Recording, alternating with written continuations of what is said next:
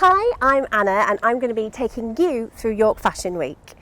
We'll be going to some amazing events, all kicking off from the 2nd of May to the 6th of May, some of which include Breast Friends Runway, the Estee Lauder Afternoon Tea, the Indie Runway Show and My Generation. So stick along for the ride.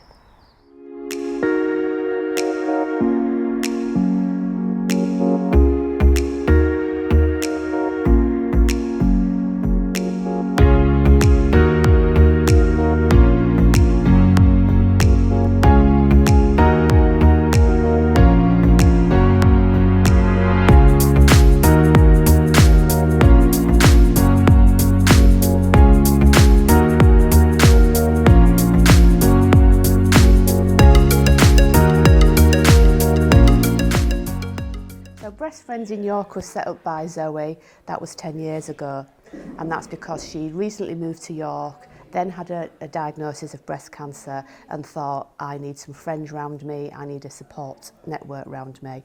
So she set up Breast Friends. So 10 years down the line, it's still going, it's stronger than ever. So we meet once a month in the Pig and Pastry for coffee and a chat. And there's also a lunch club, so that people go out to lunch that's once a month as well. And yoga once a month, that's run by Charlotte Sheridan-Hunter, who herself has also had breast cancer. So you do very gentle yoga, it's more sort of relaxation techniques. Other things they do, I've brought one here actually, is they make these lovely heart-shaped pillows, which not only look really pretty, but the practicality is when you've had surgery in the breast and breast area, it just rests under your arm. I thought it was brilliant if I had a car journey. So you've got the seat belt over you and it's pressing, and with that it just stops it. So they're given out in hospitals, at the Magnolia Centre in the hospital, obviously free of charge. So basically the money is spent on meetings, like say yoga, Nordic walking's another one. It will be fabric and room hire to make the pillows. What people don't think about is the poverty actually that diagnosis can bring. I was very lucky with my workplace, but some people might only have maybe a couple of weeks sick pay, 6 weeks sick pay, and then there's nothing coming in. So apart from having treatment that is sometimes gruelling, you're then isolated because you haven't got the means to go out and socialise. So it's really lovely that you can go, well, twice a month actually with Breast Friends in York. You can meet in a social event, and it's poverty proofed so that everything is actually catered for and paid for, so you're not isolated on top of everything else. And that really is the whole point of setting it up, is that people have got a support network around them. And it sounds very gloomy when I say I'm going to a cancer meeting or I'm going to a Breast Friends meeting or a Breast Mates meeting, but it's just given, you can ask any question out of a medical setting. So for example, it might be, I've just changed my drugs and I'm having these weird side effects. Is anybody else on it? What are you feeling? And actually that kind of advice and wisdom you wouldn't get anywhere else. You only get it from people that are going through it. And it's about saying to everybody, we're here, we might still be going through it, but we're here, we've survived it, and here we are. And if you're going through it, here you will be too. We're here for York Fashion Week, which started yesterday and runs until the 6th of May. Today we're at Middleton's Hotel to go check out the Estee Lauder event. So let's see what it has to offer.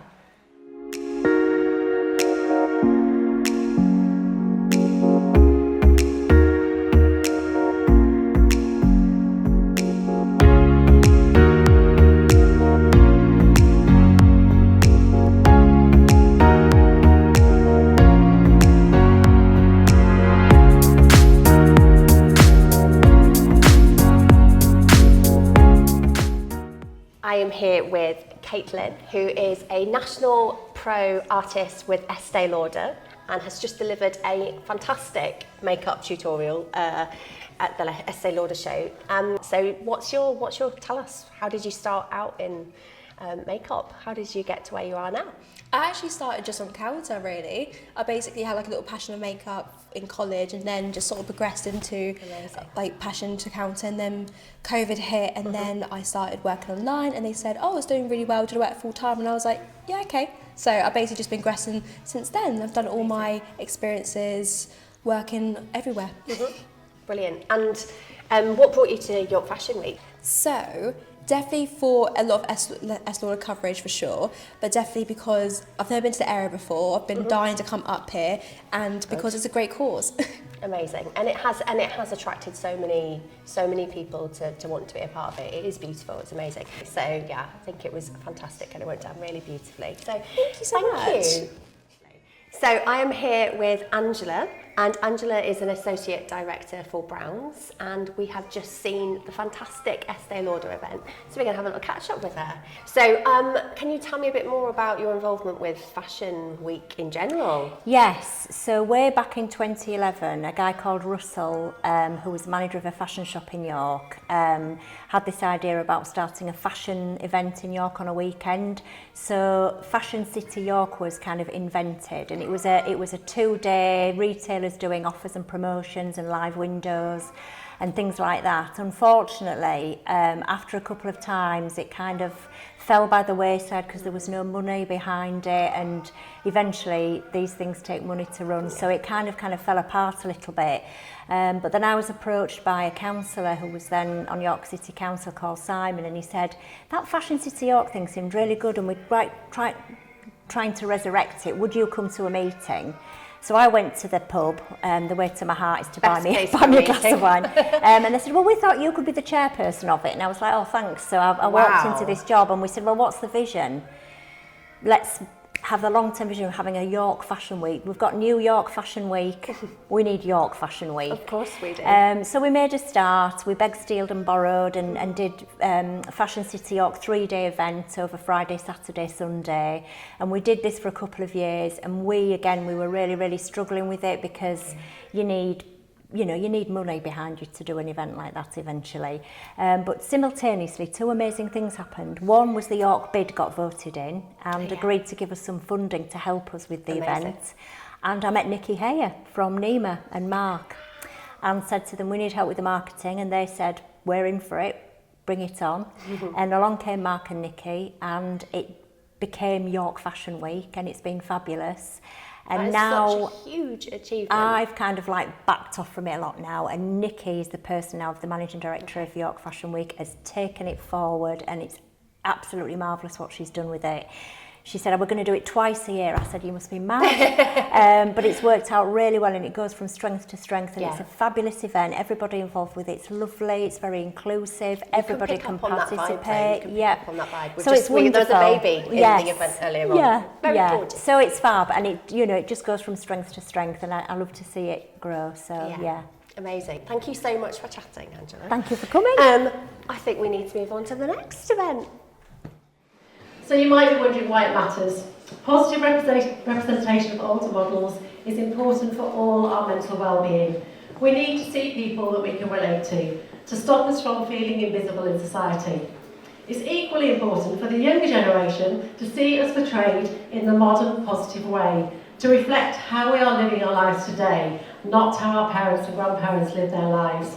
So it's down to us to take the lead, vote with our purses, and actively seek out the brands that are showing up for us right now. The fight goes on. Thank you.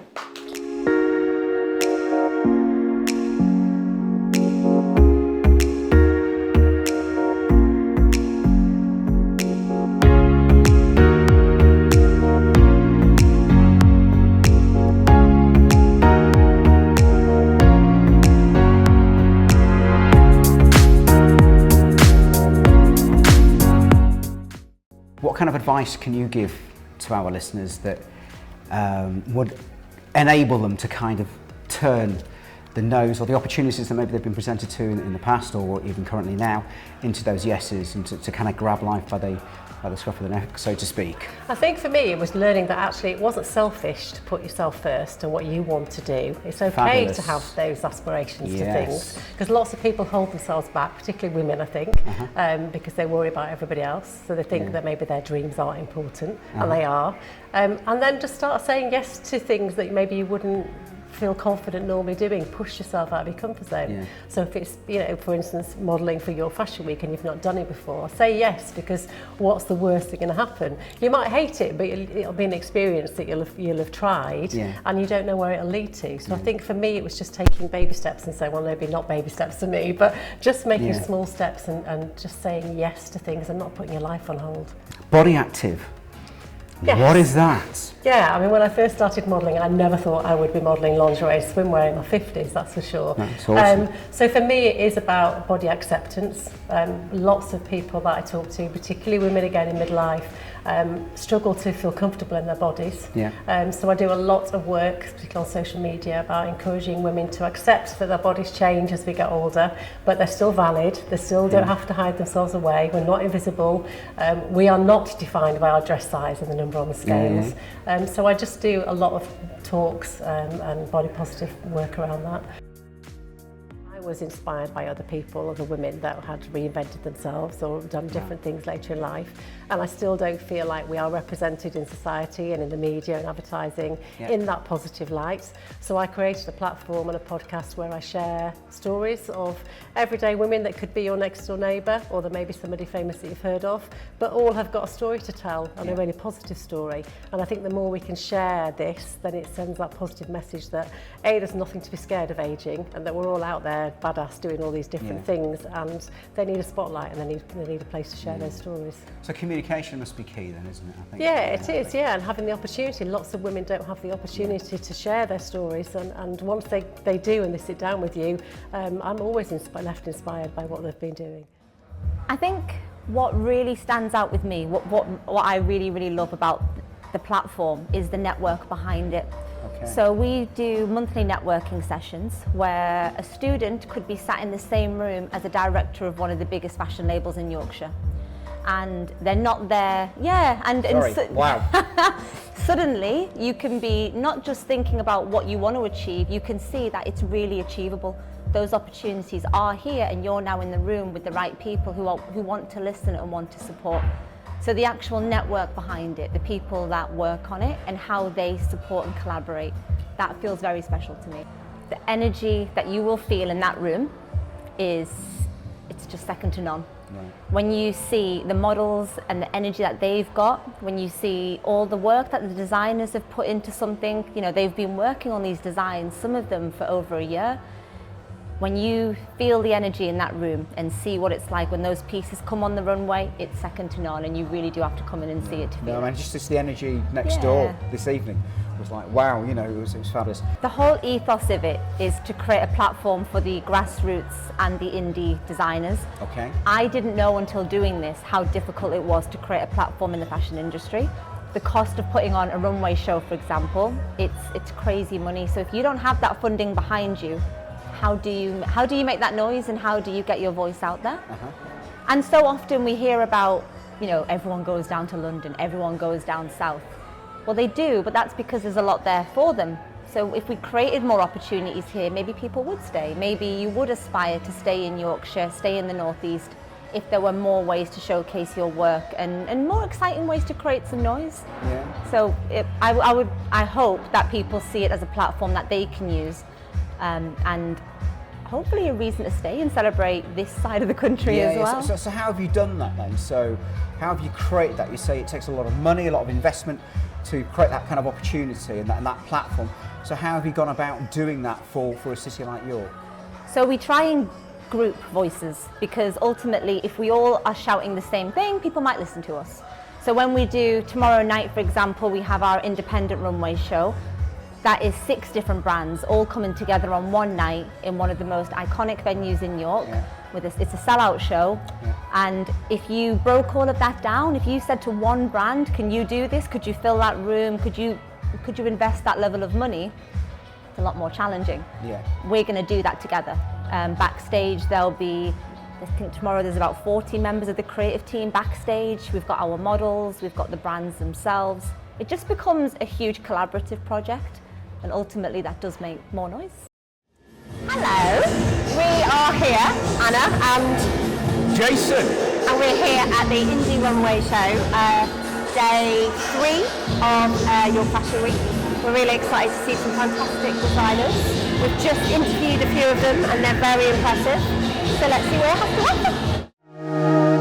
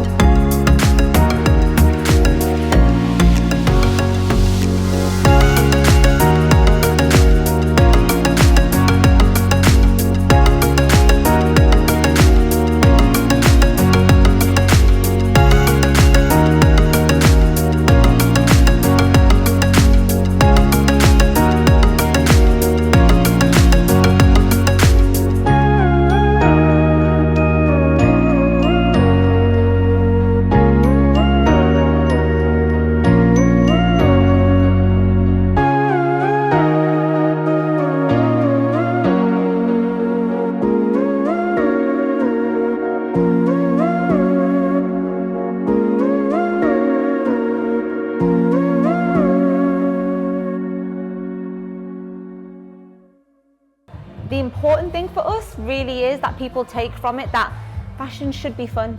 Yeah. It is an art form, I truly believe that. I do. But it is also extremely fun. Yeah. And if you can get past the bit where you worry too much what other people think, Yeah. if you can get past the bit where you're judging other people, you can have so much fun with it and it can make everything just a bit more joyful. And if people take that from the events, then that's amazing. Hello. We have just been causing mayhem, I think, at York Fashion Week, and interviewing loads of people, and I We've think had a it's been fun. blast. We have. It's been incredible. So much colour, so much just vibrant buzz in York as well. It's been Definitely beautiful. so. We've It has, loved it has. Full of energy, loads of creativity, fabulous colours, and just been wonderful to be involved with it all. And I hope you guys have enjoyed, seeing what we've kind of got involved with. And I think we're going to sign off. And We are going to sign off. Thank you so much for joining us. Yeah, get involved, York Fashion Week. Come on. Oh, no,